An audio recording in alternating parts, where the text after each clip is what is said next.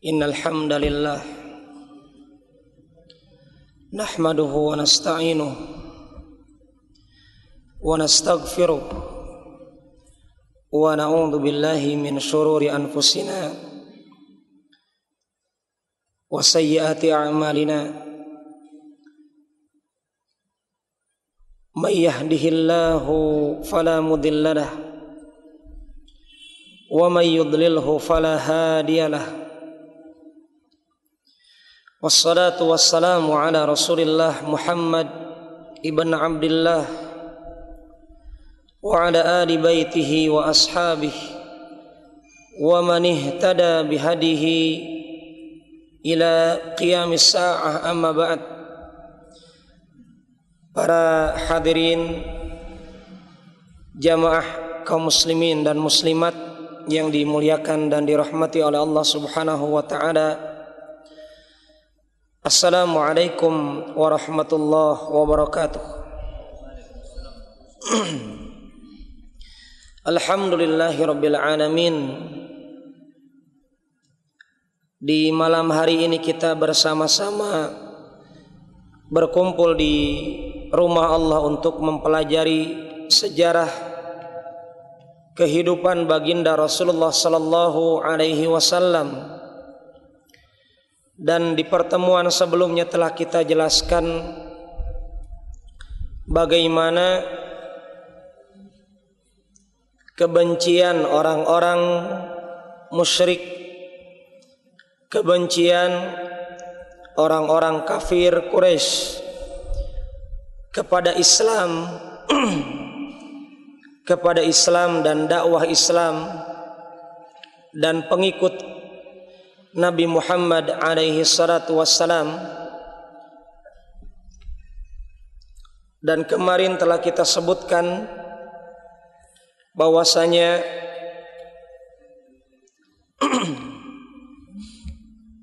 uslub-uslub ataupun trik-trik orang-orang kafir atau orang-orang musyrik untuk memadamkan cahaya Islam berawal dari strategi mereka mencemarkan nama baik ajaran Islam dan pengikutnya. Artinya mereka menyerang kaum muslimin, menyerang Rasulullah dengan para sahabat di Makkah dengan lisan, dan itu berlangsung kurang lebih 4 tahun lamanya. Jadi dari awal kenabian baginda Rasulullah sallallahu alaihi wasallam di kota Makkah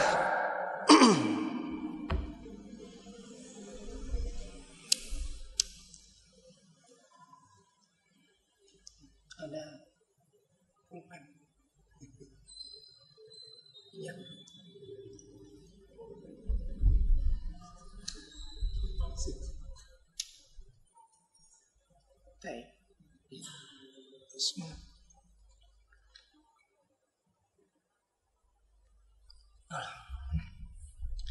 Jadi kurang lebih 4 tahun lamanya di kota Makkah Rasulullah diserang oleh orang-orang kafir Quraisy untuk memadamkan cahaya Islam lewat serangan berupa lisan. Dikatakan dukun, tukang sihir, orang gila dan seterusnya. Kemudian dikatakan Al-Quran adalah perkataan yang jelek. Kemudian pokoknya lisan mereka dipertajam untuk memperburuk citra Islam. Fa ikhwani wal akhwat yang dimuliakan oleh Allah Subhanahu wa taala, setelah 4 tahun lamanya Rasulullah sallallahu alaihi wasallam mendapatkan cercaan dari orang-orang kafir Quraisy. Barulah beberapa saat di tahun yang keempat ini, artinya kurang lebih berarti 3 tahunan lebih, ya, mereka dicerca, dihina, dicaci maki hanya sekedar batasan dengan lisan. Tetapi setelah 3 tahunan lebih ini, baru beberapa bulan, beberapa pekan di tahun keempat, maka orang-orang kafir Quraisy kesabarannya mulai hilang. Ya, bisa dikatakan mereka sudah kehabisan cara dengan berbagai macam ucapan untuk menjelekkan citra Islam dan kaum muslimin tidak berfungsi, nihil hasilnya, bahkan didapatkan orang-orang kaum muslimin bertambah.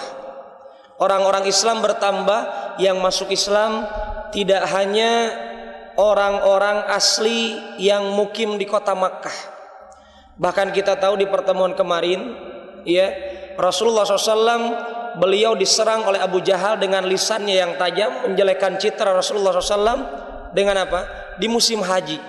Dan kita tahu di musim haji ini banyak sekali orang-orang yang datang dari luar negeri berkunjung ke rumah Allah melaksanakan ibadah haji tatkala itu.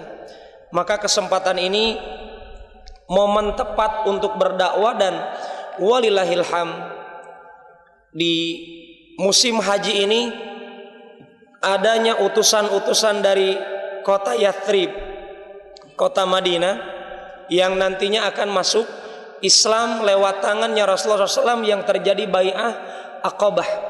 Ya, ada bukit namanya Bukit Aqabah. Di sanalah terjadinya baiat malam-malam sembunyi-sembunyi di pinggiran kota Makkah, berbaiat kepada Rasulullah SAW untuk berikrar bersyahadat masuk Islam.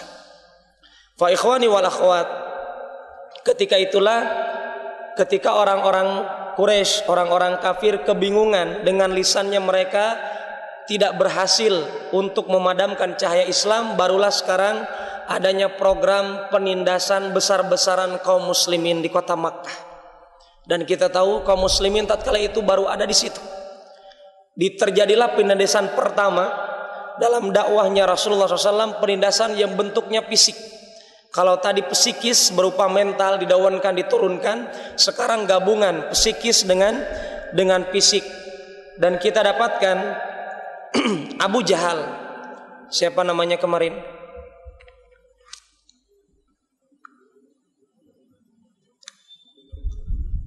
Abdul Uzza. Ya, Abu Jahal yang nama aslinya adalah Abdul Uzza, dia dijuluki Abu Jahal memang apa? Sesuai namanya, bapak kebodohan. Ya, Jahlun, Abu Jahal. Abu Jahal ini orang musyrik, pentolan, tokoh musyrik di kota Makkah tatkala itu, yang salah satunya yang sangat banyak menyerang orang-orang muslim di kota Makkah. Kalau orang yang masuk Islam itu adalah rakyat jelata, bahkan budak, sudah itu habis, dibantai. Ya.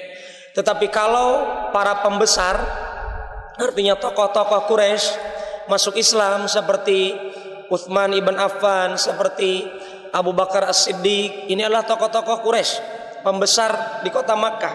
Ya, Mus'ab ibn Umair. Maka Abu Jahal tidak sampai menyiksa dengan bentuk apa? Dengan bentuk fisik untuk Abu Jahal. Tetapi dia melancarkan apa? Ancaman dengan apa? Hati-hati, kalau masih berada dalam keadaan Islam, maka kamu akan pamornya turun. Pokoknya diancam dengan ekonominya dan seterusnya, diancam dengan masalah duniawi. Itu metodenya Abu Jahal melancarkan serangan kepada orang-orang muslim. Kita dapatkan ikhwan yang dimuliakan oleh Allah Subhanahu wa taala, bagaimana pengorbanan para sahabat membela kalimat la ilaha illallah, sebagaimana yang kita dapatkan saat ini di saudara kita di Palestina ataupun di Suriah. Ya, ketika umat Islam mempertahankan apa? Kalimat la ilaha illallah, maka sebagaimana Allah cantumkan dalam Al-Qur'an, salah satunya dalam Al-Qur'an yang sudah antum hafal dalam surat Al-Buruj mungkin.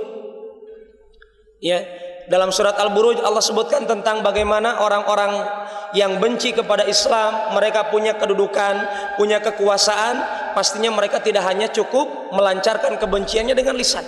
Dan itulah Abu Jahal. Allah kutipkan dalam Al-Quran kisahnya serupa dengan hal itu di zaman dulu sebelum Nabi Muhammad. Wa ma naqamu minhum illa an yu'minu billahil azizil hamid. Dan tidaklah orang-orang kafir, orang-orang musyrik mencela, bahkan menodai, menyiksa orang-orang beriman, illa an yaqulu, illa an apa? Wa ma naqamu minhum illa an yaqula apa Iwan? Wa ma naqamu minhum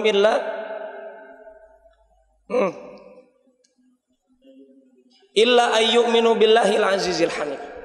Tidaklah mereka menyiksa orang-orang beriman kecuali orang beriman itu berani memproklamirkan, ya, berani menampakkan dengan ucapan kami orang beriman kepada Allah yang Maha Esa. Jadi siap-siap kalau kita orang beriman, maka kita dapatkan sebagaimana mereka. Utsman bin Affan. Di sini kita dapatkan ini kutipan-kutipan petikan para sahabat saja yang disiksa, tidak seluruhnya diucapkan, dikisahkan. Tetapi minimal ini menjadi apa? Sejarah yang ditulis dengan tinta emas akan adanya konsekuensi yang logis bagi orang yang mengatakan asyhadu alla ilaha illallah, maka tidak mudah mengatakan kalimat ini. Maka pantas Abu Jahal, Abu Lahab dan abu-abu yang lainnya yang musyrik tidak mau mengatakan kalimat ini karena ada konsekuensi. Ya, karena ada konsekuensinya. Tidak gampang kita mengatakan tahlilan malam Jumat. Tidak gampang. Ya, mengatakan kalimat la ilaha illallah itu tidak mudah. Karena berapa banyak orang mengucapkan la ilaha illallah tetapi perbuatannya berselisih dengan yang dia ucapkan. Adapun para sahabat tidak. Utsman bin Affan, seorang orang yang kaya raya, ketika itu diketahui oleh pamannya masuk Islam. Utsman ibn Affan, ikhwan, yang masuk Islam lewat tangan Abu Bakar As-Siddiq radhiyallahu an, ketika diketahui keislamannya oleh pamannya, maka pamannya apa? Mengikat Utsman bin Affan, diikat dengan apa? Dengan daun dari pohon kurma, kemudian dipanggang dengan api, dipanaskan. Utsman bin Affan jadi apa namanya? Jadi kayak ikan bakar. Ini Utsman ibn Affan jadi pantas kalau Utsman mendapatkan berita dari Rasulullah, Utsman ibn Affan fil jannah. Utsman bin Affan mendapatkan berita dari Rasulullah SAW, beliau menjadi calon penghuni surga. Ketika beliau masuk Islam, diuji keislamannya. Demikian juga kita dapatkan Mus'ab ibn Umair. Siapa Mus'ab bin Umair? Sahabat Rasulullah, anak orang yang kaya raya, anak orang yang konglomerat di kota Makkah, masuk Islam, orang tuanya kaget mendapatkan anaknya telah murtad, telah berganti agama. Maka kita dapatkan Mus'ab ibn Umair ketika diketahui oleh ibunya yang sangat mencintai dirinya, Mus'ab ibn Umair mendapatkan ibunya bersumpah di hadapan Lata dan Uzza, digabung dengan demi Allah, demi pokoknya demi Tuhan-Tuhannya, dia tidak akan makan, tidak akan minum sampai Mus'ab ibn Umair murtad dari ajaran Rasulullah SAW. Pengorbanan seorang anak yang dia berusaha berbakti kepada orang tuanya, ternyata orang tuanya tidak mendapatkan hidayah. Kemudian orang tuanya mengancam anaknya yang sedang muslim, sudah mengesahkan Allah, dengan ancaman memboikot dirinya, tidak makan, tidak minum. Apa yang dikatakan Mus'ab bin Umair? Ikhwan, Mus'ab bin Umair juga beliau dipenjara oleh ibunya dalam rumah, tidak boleh keluar, dan beliau memaksakan diri mencari cara, cari celah agar beliau bisa keluar dari rumahnya, kemudian kabur mengejar para sahabat yang sedang hijrah ke negeri Habasyah. Mus'ab bin Umair mendapatkan ibunya demikian. Apa yang dikatakan Mus'ab bin Umair? Ya ummah, wahai ibuku, seandainya engkau mempunyai nyawa 100 atau 1000 nyawa, satu nyawa demi satu nyawa berguguran, ya, satu lembar nyawa dengan lembaran yang lainnya berguguran, agar aku bisa meninggalkan ajaran Islam ini, demi Allah aku tidak akan pernah meninggalkannya. Mus'ab ibn Umair telah mendapatkan hidayah dari Allah Subhanahu wa taala, maka pantas Allah katakan, may yahdillahu fala mudhillalah wa may yudlilhu fala hadiyalah. Barang siapa yang diberikan petunjuk oleh Allah, maka tidak akan bisa ada satupun yang bisa menyesatkan dirinya. Dan barang siapa yang disesatkan oleh Allah, tidak ada satupun yang bisa memberikan dia petunjuk. Fa ikhwani wal akhwat yang dimuliakan oleh Allah Subhanahu wa taala, Kita tahu Mus'ab ibn Umair, siksaannya demikian. Dan kita tahu beliau itu terkenal, kalau antum baca sejarah Mus'ab ibn Umair, seorang pemuda tampan, kulit putih, kaya raya, disenangi wanita, cantik jelita, dikenal tatkala sebelum masuk Islam adalah sosok pemuda yang harum tubuhnya. Bahkan beberapa meter sebelum beliau langkahi jalan tersebut sudah tercium harumnya, saking wanginya minyak wangi yang beliau kenakan. Tapi kita dapatkan setelah beliau masuk Islam, bagaimana makanannya sederhana, pakaiannya sederhana, bahkan ya ikhwan, beliau meninggal dunia dalam kondisi kain kafannya hanya bisa menutup setengah anggota tubuhnya. Ketika para sahabat menutup jasadnya bagian atasnya ketika beliau mati, meninggal dunia, maka anggota tubuh bagian bawah tidak tertutup dengan kain kafan. Bagian atasnya dibuka kemudian ditutup bagian bawah, demikian juga bagian atasnya tidak tertutup, sehingga Rasulullah SAW memerintahkan untuk menutup setengah dari anggota tubuhnya dengan apa? Dengan pohon idkhir. Apa itu idkhir? Daun serai. Ya, daun serai itu yang antum pakai buat sayuran, ditutup oleh Rasulullah SAW untuk menutupi auratnya Mus'ab bin Umair, menutup beliau sambil dikuburkan di Baqi sebagaimana kita dapatkan, ikhwan. Inilah Mus'ab bin Umair, beliau sahabat Rasulullah sallallahu alaihi wasallam dan beliau adalah terkenal di zaman keemasan nanti. Beliau adalah orang yang memegang panji bendera ketika perang Badar, Mus'ab bin Umair. Ketika perang Uhud, Mus'ab bin Umair yang memegang bendera umat. Kita tahu peperangan zaman dulu dikatakan menang kalah itu kapan?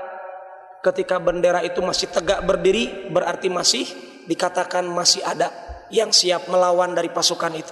Tapi kalau benderanya sudah jatuh, maka itu tandanya pasukan tersebut telah kalah. Cirinya kemenangan zaman dulu ketika perang apa, ikhwan? Dengan adanya bendera yang tegak berdiri. Taib, demikian juga Mus'ab bin Umair adalah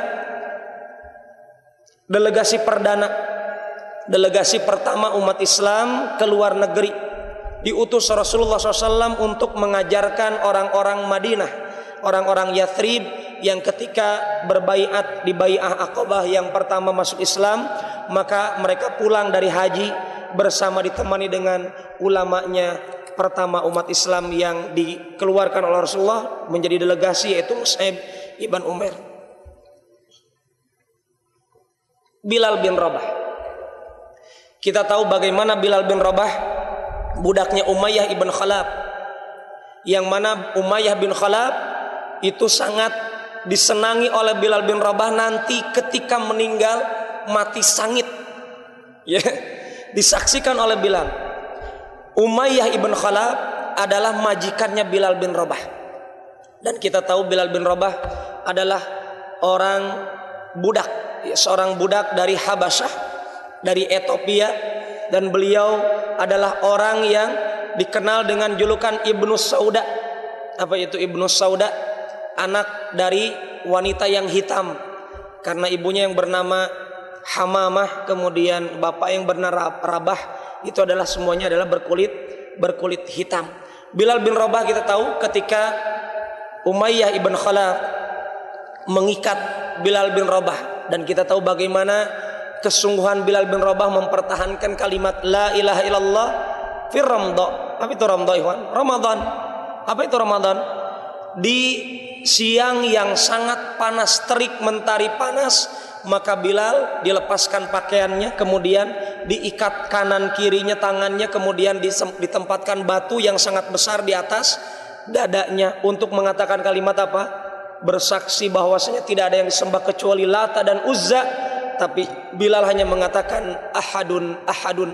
Bahkan Bilal mengatakan, seandainya saja ada perkataan yang lain selain kata ahad yang menjadikan sebab engkau membenci aku, sungguh aku akan mengucapkannya. Bilal bin Rabah, beliau sangat cinta dengan Allah dengan mengatakan yang esa itu Allah. Bahkan Bilal mengatakan demikian, seandainya ada perkataan yang lain yang selain ahad yang bikin benci kalian, sungguh akan aku ucapkan saat ini. Kemudian kita tahu bagaimana Bilal bin Rabah hari demi hari demikian, sehingga didapatkan dengan izin Allah Abu Bakar As-Siddiq melewati penyiksaan Bilal bin Rabah dan memerdekakan Bilal bin Rabah. Maka Umar bin Khattab mengatakan, Abu Bakrin sayyiduna wa Bilal bin Rabah apa? Wa a'taqa sayyidina. Umar bin Khattab mengatakan apa? Abu Bakrin sayyiduna. Abu Bakar adalah pemimpin kita. Wa a'taqa sayyidina. Wa a'taqa sayyidana. Dan Abu Bakar telah memerdekakan tuan kita juga itu Bilal bin Rabah. Kenapa? Kenapa Umar bin Khattab memuji Bilal sebagai tuannya, ikhwan? Karena kita tahu Bilal bin Rabah masuk Islam lebih dulu daripada Umar bin Khattab. Jelas orang yang masuk Islam lebih dulu di hadapan Allah lebih mulia daripada yang setelahnya. Kita tahu bagaimana pernah suatu saat Bilal bin Rabah terjadi cekcok dengan Abu Darda, Abu Dar Al-Ghifari. Abu Dar Al-Ghifari cekcok dengan Bilal bin Rabah. Dalam hadis riwayat Bukhari dikutip. Kemudian sampai Abu Dar itu saking kesalnya kepada Bilal, apa dikatakan Abu Dar?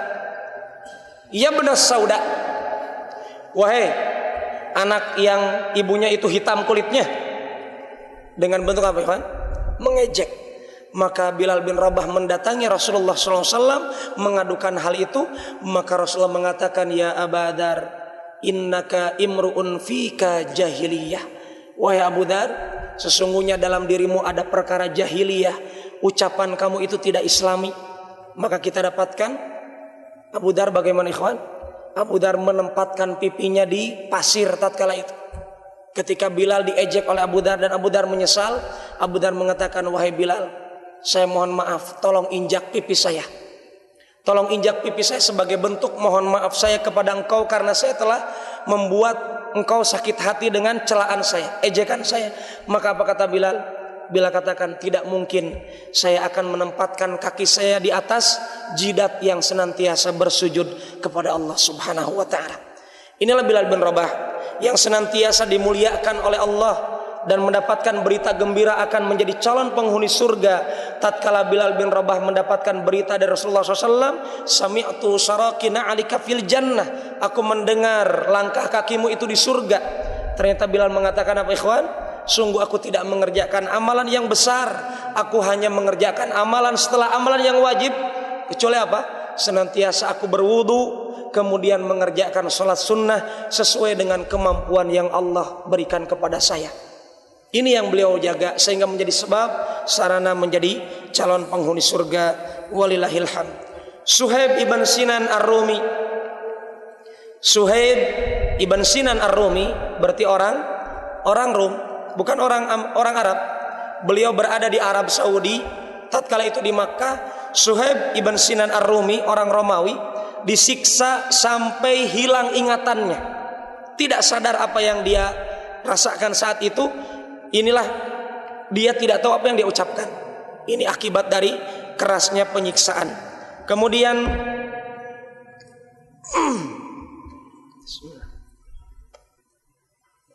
Ammar ibn Yasir.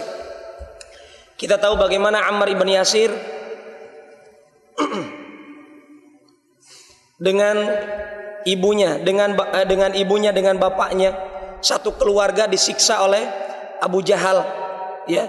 Dan Rasulullah Shallallahu Alaihi Wasallam tatkala melewati Ammar bin Yasir dengan keluarganya, apa yang kata Rasulullah? Sabran ala Yasir, fa inna mau'idakumul jannah. Sabarlah wahai keluarga Yasir. Rasulullah hanya mengatakan begitu, tidak menolong, tidak apa-apa, hanya mengatakan begitu. Dan para sahabat pun bersabar dengan apa yang diucapkan utusan Allah. Sabarlah wahai keluarga Yasir, karena tempat tinggal kalian di masa yang akan datang adalah surga. Itulah yang menjadikan kalimat tenang, ketenangan yang diberikan oleh lisan Rasulullah SAW menghibur hatinya keluarga Yasir. Maka kita dapatkan Sumayyah. Siapa Sumayyah, ikhwan? Istrinya Yasir, ibunya Ammar. Bagaimana diikat oleh Abu Jahal? Kakinya diikat oleh dua kuda. Yang kuda pertama diberangkatkan ke sana, dilarikan ke sana, berlawanan arah sehingga badannya terbelah. Tetapi tidak bergeming kecuali mengatakan la ilaha illallah. Ini konsekuensi kalimat la ilaha illallah di awal dakwah Islam di kota Makkah. Kemudian kita dapatkan bagaimana Ammar ibn Yasir ketika disiksa dengan siksaan yang sangat berat, sehingga menyebabkan beliau tatkala dipaksa untuk mengatakan Lata dan Uzza, karena beliau merasa beratnya siksaan tersebut, kemudian beliau ikuti perkataan tersebut dengan adanya penyesalan yang sangat besar, sampai beliau mengadu kepada Rasulullah SAW. Bahkan dengan sebab penyiksaan ini dan dengan sebab kejadian ini, turunlah firman Allah Subhanahu wa taala dengan menenangkan Ammar ibn Yasir. Allah Subhanahu wa taala menurunkan firman ini, "Man kafara billah min ba'di imanihi illa man ukriha wa qalbuhu mutmainnun bil iman." Man kafara billah min ba'di imanihi. Barang siapa yang kafir kepada Allah setelah keimanannya, maka tidak berguna keimanannya. Kalau dia sudah kafir setelah keimanannya, kecuali kata Allah, ayat ini turun khusus untuk memberikan jawaban kepada kegelisahan, kegundahan, kegalauan Ammar ibn Yasir tatkala dia berusaha mengatakan Lata dan Uzza karena terpaksa. Allah katakan, illa man ukriha wa qalbuhu mutmainnun bil iman. Kecuali kondisi orang yang dipaksa kafir, adapun hatinya tenang dengan keimanan. Maka Ammar bin Yasir mendengarkan firman Allah ini dilantunkan oleh lisan yang suci baginda Rasulullah SAW. Ammar bin Yasir merasa tenang. Maka ikhwan, ini menunjukkan apa? Menunjukkan kedudukan Ammar bin Yasir. Kisahnya diabadikan oleh Allah dalam Al-Quran. Kemudian yang selanjutnya, Abu Fukaihah, pembantunya Bani Abdiddar. Beliau ini adalah orang yang mirip-mirip disiksanya sebagaimana siksaan yang diberikan kepada Bilal bin Rabah. Diikat badannya, kemudian bahkan beliau pakaiannya dilepas, tidak ada satu helai pun pakaian, ya, karena ini amal zaman jahiliyah. Seluruh pakaiannya dilepas. Ketika matahari sudah terik panas, kemudian dipanggang siang hari dengan disimpankan batu di atasnya. Dan kita dapatkan ikhwan, beliau juga adalah seorang sahabat yang dibebaskan oleh Abu Bakar As-Siddiq radhiyallahu an wa ardah. Khabbab ibn al-Arth. Khabbab ibn al-Arth, beliau juga seorang budak tatkala itu, ketika beliau masuk Islam ikhwan, maka beliau disiksa dengan siksaan api, dibakar hidup-hidup. Khabbab ibn al-Arth dibakar tubuhnya dengan besi yang sudah dipanaskan di punggungnya, di kepalanya, agar beliau kafir kepada Nabi Muhammad SAW.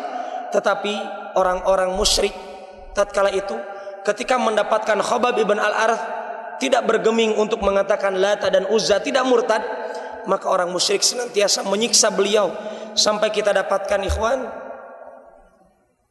Khabbab ibn al-Arth radhiyallahu anhu warda, bayangkan dibakar hidup-hidup sampai-sampai di antara anggota tubuhnya masih ada bekas bahan sisa bakarannya ketika beliau masih hidup setelahnya.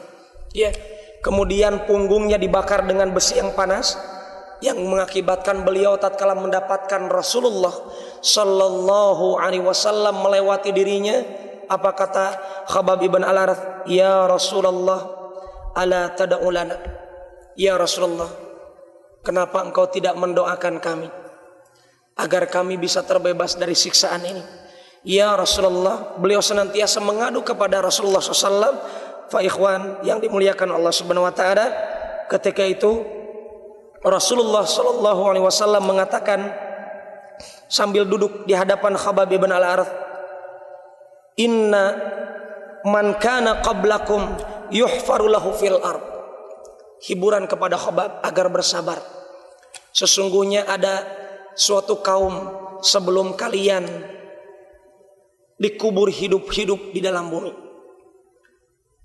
Fayuja biminshar fayudha fawqa ra'si. Didatangkan gergaji umat Islam sebelum umatnya Nabi Muhammad. Wahai Khabbab, sebelum kalian datang telah ada umat Islam dikubur hidup-hidup, didatangkan gergaji, digergaji dari atas kepalanya, fasyaqqa bithnain, kemudian berubahlah tubuhnya terbagi menjadi dua karena digergaji dari atas sampai bawah. Wa yumsatu bi amsatil hadid, Demikian juga di antara mereka ada yang disisir tubuhnya dengan sisir dari besi, sampai-sampai dagingnya satu demi satu berguguran karena sisir yang terbuat dari besi. Apa kata Rasulullah SAW? Ma yasuddu andalika andinihi wallah. Demi Allah wahai Khobab, mereka dengan digergaji seperti itu, bahkan disisir dengan besi sampai daging demi daging, bahkan tulangnya sampai kelihatan, mereka tidak berubah dari mempertahankan din Allah Subhanahu wa taala. Wallah, ini berita gembira, berita masa depan bagi umat Islam, berawal dari kejadian pengaduannya Khobab. Demi Allah, kata Rasulullah, demi Allah, la yutimmanna hadzal amra hatta yasira ar-raqib min San'a ila Hadramaut la yakhafu illa billah. Demi Allah, sungguh urusan Islam ini akan disempurnakan oleh Allah.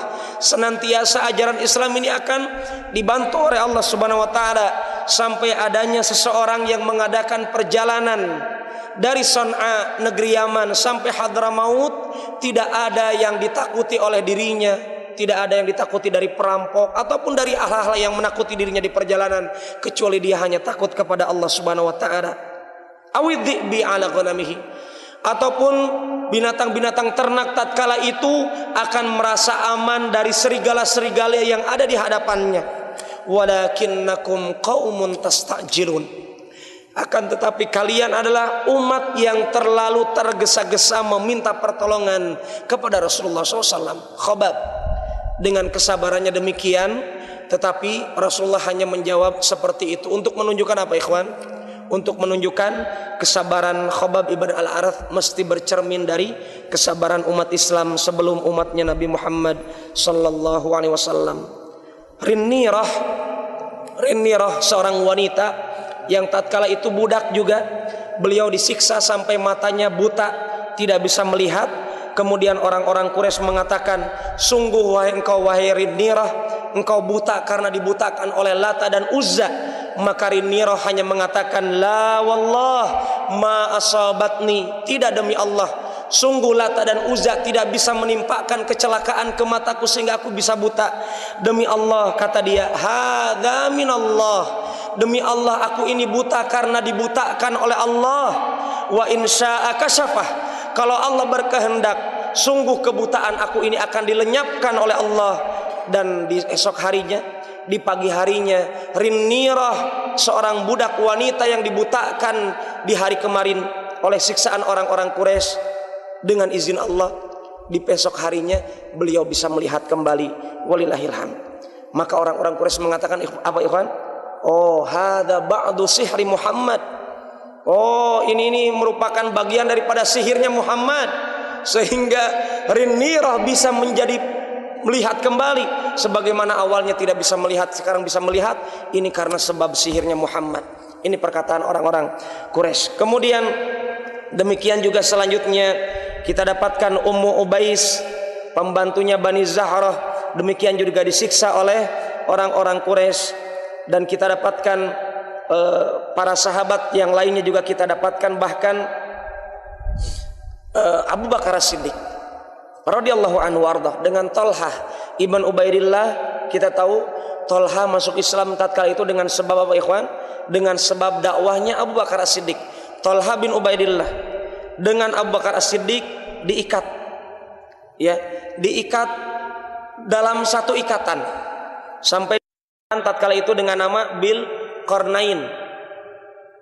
Qarinain, dua teman sejolik.